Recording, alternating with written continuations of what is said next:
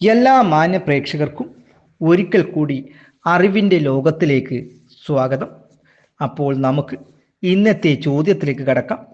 ഒന്നാമത്തെ ചോദ്യം: ഇന്ത്യയുടെ തലസ്ഥാനം കൽക്കട്ടയിൽ നിന്ന് ഡൽഹിയിലേക്ക് മാറ്റാൻ തീരുമാനിച്ചത്? ഉത്തരം 1911 ഡിസംബർ 12. ഇന്ത്യയുടെ തലസ്ഥാനം കൽക്കട്ടയിൽ നിന്ന് ഡൽഹിയിലേക്ക് മാറ്റിയ വർഷം? ഉത്തരം 1912. ഇന്ത്യയുടെ തലസ്ഥാനമായി ഡൽഹി ഉദ്ഘാടനം ചെയ്യപ്പെട്ട വർഷം? ഉത്തരം 1931 ഫെബ്രുവരി 13. ജോർജ് അഞ്ചാമൻ രാജാവിന് വേണ്ടി ഡൽഹിയിൽ ദർബാർ സംഘടിപ്പിച്ച വർഷം? ഉത്തരം 1911. ഇന്ത്യൻ പ്രതിരോധ നിയമം പാസാക്കപ്പെട്ട വർഷം? ഉത്തരം 1915. ഗാന്ധിജി സൗത്ത് ആഫ്രിക്കയിൽ നിന്നും ഇന്ത്യയിലേക്ക് തിരിച്ചെത്തിയ വർഷം?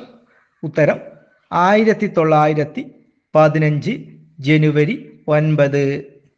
ബംഗാളിൽ നിന്ന് ബീഹാറിനെയും ഒറീസയെയും വേർപെടുത്തിയ ഭരണാധികാരി? ഉത്തരം ആർഡിൻജ് ടു.